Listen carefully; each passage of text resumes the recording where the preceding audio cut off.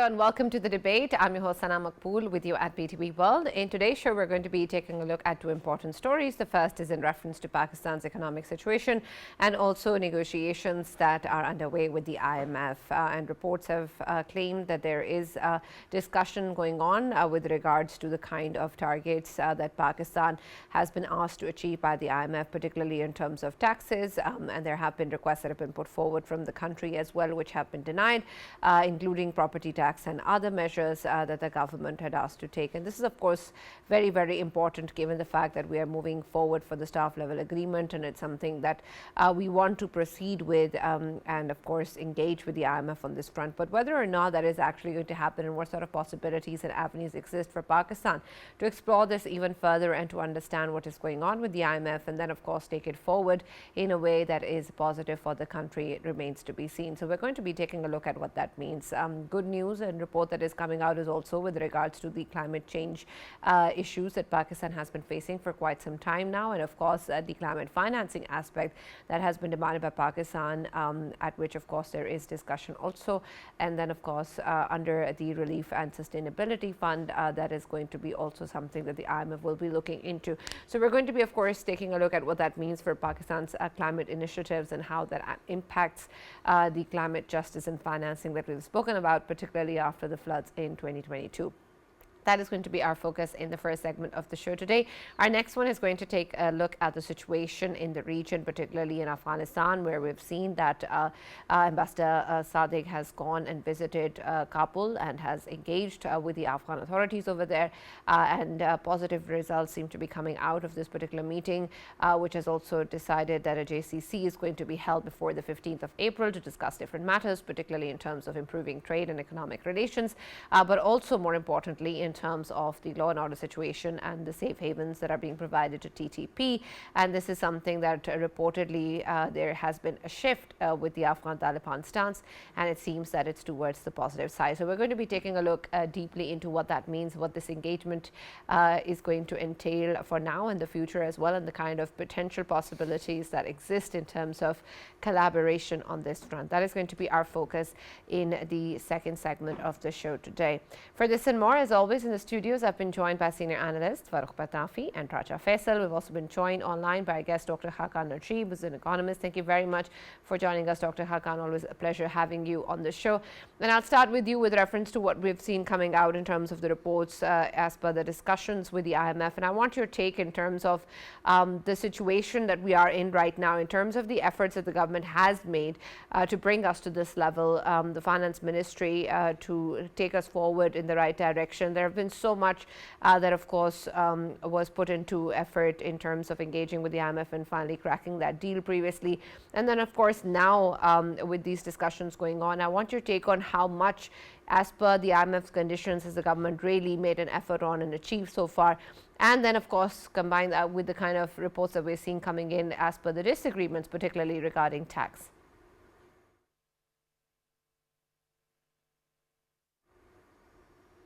Dr. Khaqan, you'll have to unmute yourself. I'm unable to hear you.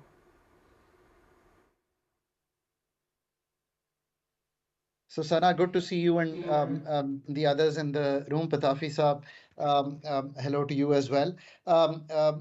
Let me say this, whenever we've spoken, I've always maintained that given Pakistan's situation, it is a wise move to go with the IMF and then stay the course with the IMF. Let me remind that we were somewhere under $4 billion when we went with the IMF engagement, and today we are hovering near $11 billion. That covers about 2 months of imports. At the same time, we've had a current account surplus, which consequently built the reserves. And the inflation, which is at the rate at which the prices are increasing, has substantively come down actually much more than estimations. And consequently, what you've seen is that the monetary policy easing, which has brought the 22% policy rate to somewhere at 12%, whereas this year's inflation hopefully will not cross 7 to 8% on the average year on year when we take the whole year's average. Remember last year 24%, the year before 29%, and we're talking about the fiscal years which end in July. So we've made substantive progress there as well. Staying with the program has been tough. Certainly, it's been tough on your wallet because the tax increase on the salaried class, the non-salaried class, and the manufacturing class has been tremendous. And that's the price that we have paid to get into a program. We asked or agreed with the fund that we will increase the tax from about 40% in terms of the FPR collection. That was going to be hefty in any case, from 9,400 billion all the way to 12,970 billion rupees at a time when the economy was slowing. You see the price that one pays, and this is typical of IMF engagements, is the slowdown in the economy. And you've seen in the first quarter, our growth has been muted at 0.9%. So that's the overall picture. As far as the fund engagement has been concerned, the first 6 months that you've seen, that's where you are being evaluated right now, from July 1st to December 31st, 2024. I think we have done all right in terms of the reserves build up, the net domestic assets, the net FX swaps. So what I'm trying to say is on the external side, I think we've done well. We have had a primary budget surplus as well that we had agreed. The reason for that is we got a hefty payment, a quarter in which we got the payment of the whole year from the state bank profits, which is called the non-tax revenue. I think we've done well on the income support program, whatever we had to do. But when we came down to the FPR collection, there was a shortfall of about 380 billion rupees. When we talk about the Tajir Dost program, I don't think we did well. In terms of the provincial taxation, we did all right. In terms of the provincial cash surplus, we are doing all right. On the power ceiling, I'm not sure because the power numbers are so hidden and so difficult to discern. They're like, the solar pricing, is it going down, is it not going down, are we doing net metering, are we staying with gross metering? So I'm really not sure. On the structural benchmarks, we didn't do well on the agriculture income tax. We didn't do it in time, and even when we did it, I think some of the provinces didn't do a legislation which was as clear.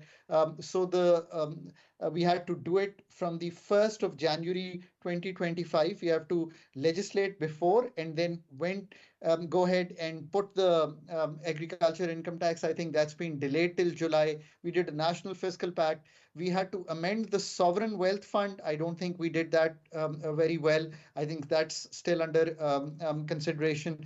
Then we did the asset declaration in terms of the executive. So that was all right. I think besides this, our net inflows on the external sector, which is our financial account, which are the monies that come from the multilaterals, have stayed on the lower side. So that's one cause of concern with the IMF. FBR, I think, will settle down at somewhere around 12,300 to 12,400 billion rupees. So the target will be reviewed. I think we are very close to closing that deal with them as well. On the power, hopefully we will satisfy them with some numbers. MEFP is a large document. It was probably delayed this time as per our understanding. And so the authorities are probably going through it. So within the next few days or the coming week, we should be able to move ahead in terms of getting the program staff level agreement done. Ideally, I always say both the home team and the coming team should be so well prepared. They should already have the data. They should spend the 4 days on technical and the last 4 or 5 days on the policy and ink an agreement. But anyway, these are things which were open. I think largely we are in compliance with what was agreed, but the government wanted to get some electricity pricing settled with them. Then the 1,250 billion rupees to borrow and bring the circular debt down. those are things, I think, which are kind of outside the purview of what was agreed. So there is probably discussion, and that's why you hear the delay in the tariff reduction that the authorities want to come up with. I think the program has done well in terms of buying us a time and the space that was necessary for us to stabilize the economy. So a patient in the ICU is pretty stable and back on the surgery table. Now it remains up to us when we talk about more fundamental issues besides the retail or the wholesale tax. You talk about privatization. What you saw is that PIA didn't go through. We are trying to again do it by June, July. I'm not that concerned of trying to do it through June. I'm more concerned about qualitatively getting it right. You have the European routes, you get the New York Open, you get your London Open. So, you get all those things done, and then you find the right value instead of having one buyer. And, I think that we didn't do that well. At the same time, the agriculture income tax, we must go through the process, figure out why the collection has been so low. And now with the new rates, what we are saying is that whatever Sana or Pitafi Saab pay in terms of, or Faisal pay in terms of their salaries, the agriculture income tax would be taxed at the same rate. So we're trying to create a horizontal equity, at least with the salaried people. Let's hope that we are able to move qualitatively in this regard as well. I think these are all the things that we've talked about. I think the rupee has been a little overvalued in terms of the real effective exchange rate being at 102 to 104. It has adjusted a little, but that's all right. My fear is on the, or my discomfort, fear is a harsher word. My discomfort is on the financial flows of the multilaterals. My discomfort is about getting, the real estate and the retail sorted. Again, we are trying to ask, taxation on the real estate should be lighter. I don't think we should be even asking that.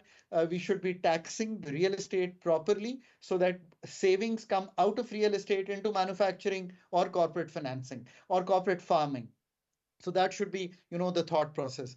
We've bought the time and the space, whether we can solve the energy, whether we can solve the deregulation, whether we can solve the cost of doing business, whether we can solve connectivity of the SMEs to the world, whether we can solve our agri productivity issues. That remains to be seen. What kind of privatization we do this year, that remains to be seen. I think that's the overall or overarching review of the economy in terms of the fund and in generic terms. Right. Dr. Saab, given that you were talking about real estate and you were also talking about poverty alleviation and many other things, right? I wanted to, recall the MD's statement regarding poverty alleviation in Pakistan when the program was starting. Now the question is, as you mentioned also, there are two headlines that are quite intriguing. One headline is about a 2% cut being approved by IMF on withholding tax on property purchases. That is one aspect. On the other side, there is another headline regarding electricity tariff price cut, and there IMF seems to have vetoed the whole thing. Now, what I get out of this is exemptions for the privileged and crack down on the poor or the working class. Are you with me, and how does it actually translate into the MD's vision? So on the first part, I'm going to read you a statement by the resident rep on the real estate. The IMF has not agreed on a lower withholding tax on property transactions and on lowering March 2025 targets for FPR. That's exactly verbatim from the resident rep who gave this statement to some people on the real estate fact. So I don't think the authorities and the IMF have agreed on cutting down the real estate transactional taxes. One may disagree there that there are too many transactional taxes and we need to do more on the monies being made in real estate rather than doing the transactional taxes. The IMF's version would be, or our version would be as policymakers, that if you're able to properly tax the capital gains that Pitafi Saab makes, then his transaction tax can be brought down. But as long as you're not able to do so on that, there is clarity. On the other one, So, I'm going to first comment on this. Look, I think this whole discussion, Pitafi Saab, in terms of the lowering of the prices has gotten skewed to the fact that there are short-term measures through which we can lower prices, and we can. And so I'm going to, put my ideas on the table. You've reviewed with the IPP, so you have a rupee to 2 rupee margin there. Maybe you can, take down the price there. The fuel price adjustment has gone down. Why it has gone down? Because the international prices have come down from 80, $85 a barrel to somewhere 70, $72 a barrel. So you can do that. You've increased 10 rupees PDL. So you are going to collect 150 to 170 billion rupees a year. So you can pass on about another 1.5 rupees. I think these are three things which to me are obvious ways to take down the prices. Maybe you can do a bit more financial engineering. These are, of course, very short term, very, you want to do something. So these are those kind of ideas that one is putting through. Well, let's wait for the authorities to come back to us to give us a vision as to what they want to do on this. You can remember these three things. One clarification, Dr. Saab, because you actually said a statement, let me ask you, can you clarify, does this cover withholding tax on purchases of property also? It does. Yes. So they have not agreed with the this is today's statement, and they have not agreed with the authorities to reduce the withholding tax on buying and selling of real estate. That's correct. I think on the energy sector, we are still in negotiation with them. I hope the authorities can come up with some kind of agreement, because it is maybe fiscal neutral, so there may be something they can come up with. But authorities have to be very careful if the prices, because of an exogenous shock, supply shock, or anything, economies open up and the oil prices increase in the world, then you would have to pass a price through there as well. So you have to be very careful in doing these price movements, taking money from one area and putting it in another area. But we leave it to the authorities to first come and put in front of us what is their plan on this. Because it's been delayed for a few days, I understand that there must be negotiation with the fund to come up with a package. But and say this whole debate on how do we lower prices is not the right debate to have. The right debate to have is how do we build a resilient, competitive and equitable energy ecosystem. How do we bring back the customers which are going off the grid, and we keep the grid alive? How do we get if we were to do the solar net metering and there was a change, let's wait again for the authorities to clarify what that change is going to be. But if we are finding it difficult to just make a change on the pricing levels of solar metering, then the big policy changes that we have to do they really then require an energy ministry run by professionals, or are we still all right? Do we need a unified regulator? Do we need to do a tariff reform? Why is CTBCM taking us so long to do? So why is it that since 1992, when dismantling of the WAPDA started with the multilateral authorities helping us do it, till date, we have not been able to privatize or give on concessions model a single disco from our side, and rather we have created number of LNG power plants, we've created coal power plants within the government sector. But Dr. Khaqan, I'm glad that you've mentioned management and the professionalism. Can we say that, on Friday we did a program, and in that we discussed that the climate justice, which the amounts were obviously initially pledged around $10 billion, though we had of course estimated that our loss was $32 billion, and eventually we came up with the plans of only $2 to $3 billion worth, in which of course we are seeking the money. Why not $10 billion?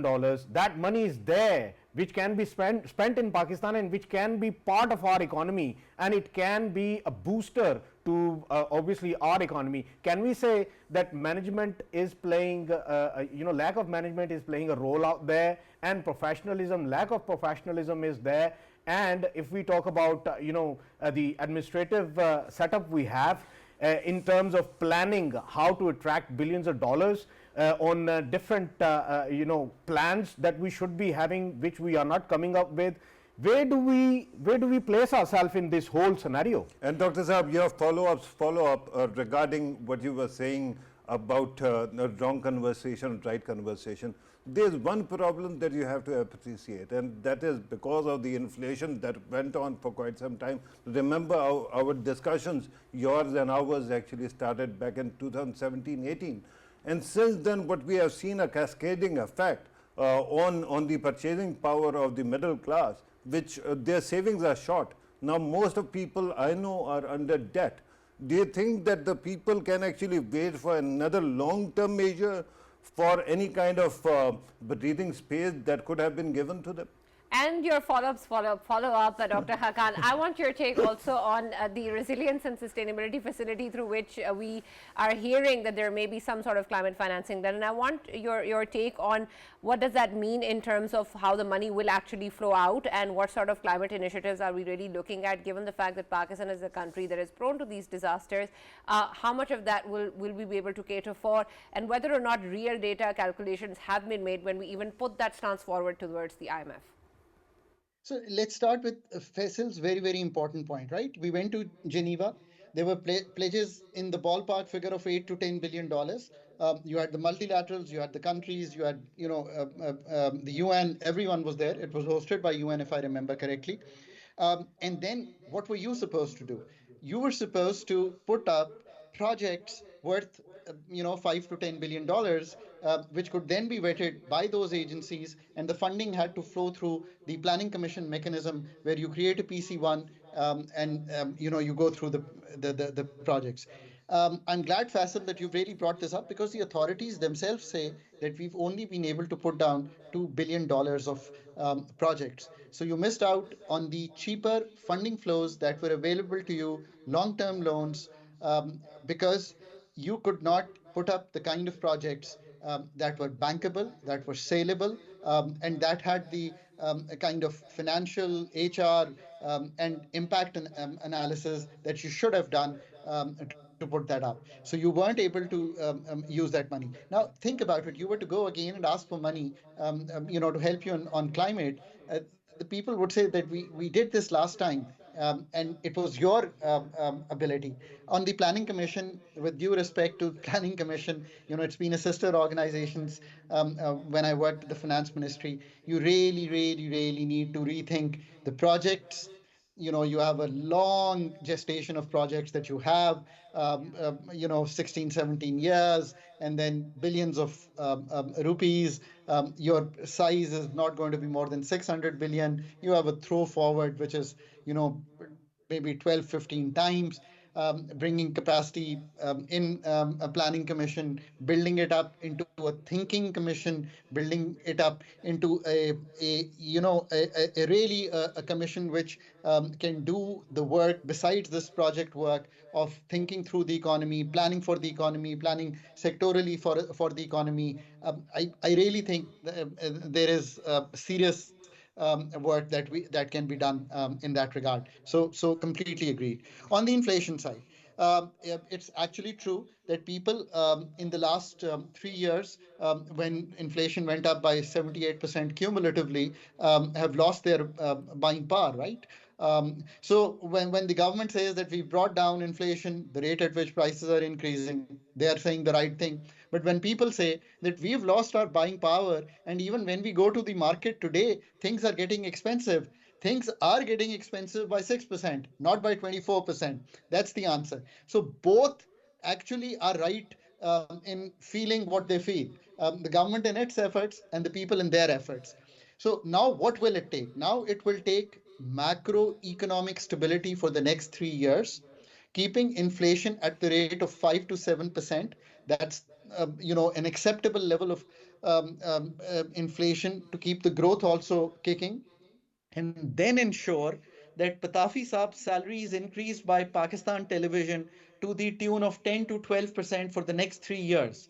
Or if PTV doesn't do that, then Pitafi Saab is able to teach, write, earn whatever work he can find, so that his salary bracket goes up by 10 to 12%, and his buying power every year is increased to that amount, that he is able to catch up in the next 3 to 4 years of the buying power that he has lost. That's actually the only way to do this. There is no other way for him to be able to have the same basket of goods that he could buy with the money that he got.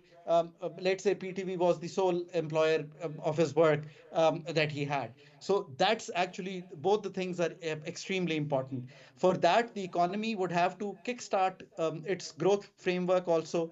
And that's where what becomes extremely important is that the time and space that you've bought, being in an IMF engagement, do your cost of doing business, get your efficiencies up, get your deregulation in place, get your private sector contribution in terms of creating more jobs. If you aren't able to do this, then again, unfortunately, if your exports stay around $30 billion and they don't ramp up to the extent of 13-14% of GDP, which is right now 9-10%, 3 years down the road, at the end of the IMF engagement, you will not be able to comfortably balance your books on the external sector. That's really, really the only way to do this. On the RSF facility that you want to get from the IMF, so countries that qualify for the climate resilience facility are the following. They have to be in an extended fund facility. Pakistan is an extended fund facilities. They have to do a PIMA report. They have to do a CPIMA, climate PIMA assessment, which Pakistan has done and given it to them. Then comes what you have to do in terms of materially do. So there is a talk of, again, carbon tax, carbon levy, whatever you want to call it, on fossil fuels. That is being discussed. Hopefully, there will be an agreement that this money is not going to be used, that we pick up on the carbon levy or carbon footprint that we are putting, in terms of building resilience in the on the environment side.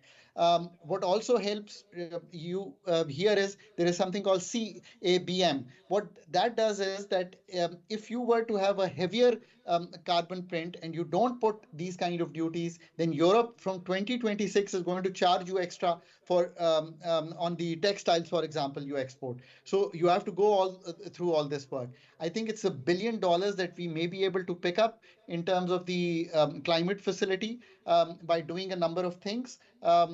Again, I think we are well suited to move ahead to pick up this kind of money. I think this is budget support, so these are monies that come directly to the State Bank of Pakistan. These are not project funds that come there, and then you follow through with a number of environment initiatives. I think that's where we stand with them. So, Khaqan, do we have the data? Sorry? Do we have the data to back this up, to put this ask on what we need in terms of climate financing? I think we get in terms of finances, we get about $1 billion. Till we see the report on the climate resilience facility, the kind of MEFP report, we won't be able to tell exactly what has been agreed to move forward. Right. Dr. Khaqan, last question with regards to what you think will be the impact of the change in presidency in the US in terms of these negotiations. So, my take on the presidency change is slightly different from what the world thinks. I think you have a government which is pro-business, which is very tactical in nature, and which is very transactional in nature. So these three things, I think, I feel are there. I think they are doing the tariff bit in terms of negotiating. I was just looking at the US market. The market is open very, very strong today because the authorities there have said that we could go softer on the tariff if we were able to negotiate with the countries something which is on the beneficial to both the countries, let's say China, the US, or other countries in the US. We have to see how this plays out. You also have to remember that the current administration is pro-growth, but very pro-market as well. So they keep looking at the US market, which had taken a correction of 10%. So now today you see a more softer stance. We have to see how the April 2 deadline plays out. I think it'll play out in a way where there'll be negotiation opened with Canada, China, and other countries. I think for Pakistan, if there are tariffs on other countries, there is a chance for us to move into some of the apparels or other textiles or other areas where we can find a benefit. I think Pakistan has done well in terms of economic diplomacy, in terms of engaging with the US, even on the intelligence reports and the intelligence work that we've shared with them. And that has been helpful. They have been appreciative. So our intelligence diplomacy has worked. Now we need to transfer that into more economic diplomacy and find ways to do better. I think in coming months these things will settle down with countries, and there will be hard negotiations, and tariffs used as a negotiation tool would probably be helpful in terms of getting some benefits in terms of the US, and then things will flow from there. Thank you so much, Dr. Khaqan, for joining us and being a part of the discussion. It's always a pleasure having you. Farrukh, you wanted to add something? Yeah, I actually want to take your last question and run with it regarding dealing with IMF under President Trump. So my humble submission is that Pakistan's relationship with the US has always been transactional in nature, right? Always. Even when we were the most allies, when we were being promised a long-term dance, even at that time, the relationship was transactional. Now, surprise, the entire world seems to be joining our camp. So that is not anything that is going to be harmful for us. We are built for this kind of world order. That is not all. I think President Trump is asking for something very fair, and that is a fair shake for America, where it felt that worm tongues of the world kept on feeding America poisoned meat and kept on banking on its capacity to help them out, right? But my very interesting thing that is happening, and IMF doesn't seem to have understood the change in the atmospherics so far, because I pointed out that in Project 2025 and even in the foundational papers of Doge, there's something very interesting, and there is a promise of defunding IMF and World Bank and with the Bretton Woods systems. Now the question is, at that time, usually what do? You try to conduct your business silently, and you actually try to avoid any kind of headlines, because if you are not being targeted right now, if you become too prominent, you can be, right? And this is what I used to tell everybody when IMF used to actually throw a lot of hissy fits. I think that we are in the phase again, but whenever they used to actually throw a hissy fit, then I used to remind them that Douglas Adams' Hitchhiker's Guide to the Galaxy, they come and destroy his house, and then there are aliens who come and destroy the planet and save him only, right? The only thing is, whatever you're doing, there are people who have been actually in the past working as Adanis and forcers, if they are going to actually gamble the future of their institution for the future of their supporters, then they are going to really learn what exactly does it mean to gamble with their own future. Right. We're now going to be moving on to our next topic that takes a look at what is going on in the region, particularly in terms of what we are doing in terms of our engagement with Afghanistan and what sort of prospects do we have at that front. And Faisal, I'll start with you. We know that the Ambassador Mohammad Sadiq has gone to Kabul. He's engaged with the authorities there, and there seems to be reportedly a positive response coming in with regards to not only potential ties in terms of trade and economy with the JCC expected before the 15th of April, but also in terms of a shift in the ways that we're going to be dealing with regarding the war on terrorism. And this is something, of course, Pakistan has been dealing with for quite some time, and most recently after the Jafar Express incident. So I want your take on what that positive shift can possibly mean, and what can we really expect from the Afghan Taliban regime? Yes, and obviously when we talk about Pakistan's statement, especially since last week, when of course we saw that there was a meeting held at Prime Minister's obviously office, and what we saw that of course the statement was clear, and it needed to be shouted out loud to Afghan Taliban, and I think this is a very positive step forward. We have been highlighting very recently as well in our show that alongside with kinetic and all of the other aspects, of course we have to have a diplomatic channel open as well, so that we can convey our message, and I think this is the best positioning Pakistan is taking in terms that laying all of the resolve on the table to discuss with the Afghan Taliban. And Ambassador Sadiq, everyone knows he's a seasoned diplomat, and his presence in Kabul, it means a lot. And we know that very recently there was another presence from the American side as well, and that too in Kabul. And this time around, of course, it's a sort of season of movers and shakers, I must say, because if last week we saw that there was a delegation from the American side, now to clarify all of the positions and to of course show what roadmap Pakistan is having in terms of going ahead with all of the menace which is brewing inside Afghanistan, and of course facilitations and financing is going out there, and that eventually hits Pakistan with terrorist attacks, and that needed to be told to Afghan Taliban, and I am pretty much sure that they would have understood.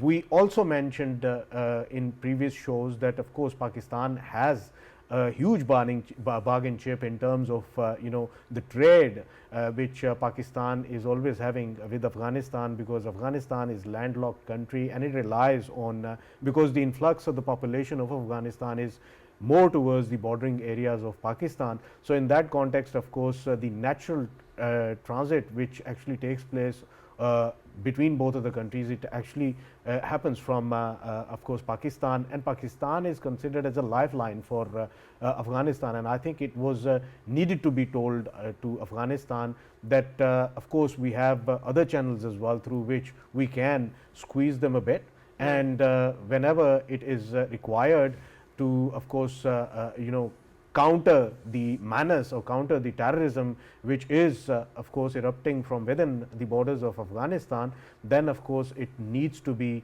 tackled with and at the same time utilizing the diplomatic means as well. I think it's a good way forward. It's to initiate the diplomatic conversation with the Afghan Taliban and letting them know that this is where we stand, and that's where we want Afghan Taliban to stand as well. Right, absolutely, and that is important. But Farrukh, I want your take on what we have discussed previously as to what we can expect from the Afghan Taliban regime. And so I want your take on whether or not there is a real shift actually happening in terms of what we can possibly expect. While diplomatic engagement seems to be there at the moment, and that's always welcome, and Pakistan, of course, has been putting forward its stance and efforts. But in terms of the track record of the Afghan Taliban regime, will that be a real expectation? Right, Sana. I want to actually start with a mea culpa, and that is when you talk about Afghanistan. Since Afghan Taliban took over, I don't see Afghanistan on the map. I have this Afghanistan shaped hole in my imagination. So it is very difficult for me to actually predict the behavior, especially of one of the most opaque rulers in the world, because they are not transparent at all. It is very difficult to judge what exactly they are going to do. But look, my point is clear. While I have my suspicions and I have been airing them, I think there is a kind of push to find a solution to Afghanistan, right? And it is not only coming from Pakistan, US, elsewhere also. There seems to be some kind of desire to correct the direction or the trajectory of the country. If that happens, why not? As I have been saying in the past as well, I come with the office. If you win over Pakistan, you automatically win me over as well. I want to actually say that if you win me over, you might even win over Pakistan, but that is something that I don't know how many people are going to buy. The concern right now is that Afghan Taliban for whatever they are, there seems to be recently, while there is this international push, internally there seems to be consolidation of power in the hands of people who have been anti-Pakistan. So that actually creates a kind of eerie situation while we are trying to find a solution, and there has to be a solution eventually. Otherwise, how are you going to coexist, right? This is an argument I've been making to our Indian friends for quite some time. Even today I made this argument. But with Afghanistan, Afghanistan has exponentially more to lose if it does not find a way to work with Pakistan. Unfortunately, the dunderheads who have been actually carrying the policy in Kabul, they don't seem to be open to any kind of logic. I hope that their power and their cows actually die one day, and other people, saner people actually take over, and they find a way to work with the region, with Pakistan also. But I tell you one thing for sure, whosoever, even if you clone me and send me to Kabul to rule Kabul, right, you will find that that clone of mine will be doing more or less similar kind of things, because Afghanistan has this dynamic that Pakistan is an influential force, but there is a bigger bidder in the subcontinent, and that is India. Because of that, they find it prudent to keep on actually troubling Pakistan as much as possible. So I don't see that a long-term solution is possible, but for short-term, maybe there is going to be some kind of, taking a step back by the Afghan Taliban. And are there any possibilities for trade and economic relations to develop? Right. Again, the same question. You see, the biggest problem is that Afghanistan has actually tried to stop or block whatever trade possible. Look, this boundary between that Faisal was talking about, Afghanistan depending on Pakistan, not on Iran or other neighbors, that is for one reason, because they have this sense of ownership. They believe that most of our Pashtun areas are theirs, right? And that's why they say, and you will see, I give you an example. Chaman border we were visiting. They blocked it only for a second because our team had to cross over. And man, the kind of anger that was visible at that time, as if the people were being denied their birthright of sorts, right? So the problem is this sense of entitlement. When till the time it continues, the trade will always be at our expense, not their expense. And going beyond Afghanistan to Central Asia, that myth or reality of Central Asian wealth, that I think India has already taken care of, because it finds a way to block you. And somehow solution to that is finding a solution or resolution between India and Pakistan. Yeah, right. Sana, I just wanted to mention here something, certain facts which I wanted to highlight here. When Afghan Taliban, I mean, I have no problem in this, that if they feel that Pakistan, majority of the bordering areas, they feel like an ownership. But I want to tell them at the same time that if Afghanistan's total population is 42 million, at the same time around 33 to 34 million of them, they are considered as Pashtuns. And if we look at Pakistan, Pakistan's total population, out of which 55 million of the population of Pakistan, they are ethnically Pashtun. So we have more Pashtun than Afghanistan themselves. So if ever somebody would have a right to claim that that land belongs to us, then maybe Pakistan would say that land belongs to us. And by the way, one thing is very clear. Chitral Presidency used to have Vahan Corridor as its part, which was ceded to Afghanistan in 1947 by the British. So first return the Vahan Corridor, then we'll talk about that. And that was just to create the buffer zone between the Soviets and of course. Guys, that's all we have time for. Thank you so much, Farrukh, and thank you, Faisal, for joining us in the debate as always. We're now going to see you tomorrow. Thank you for watching.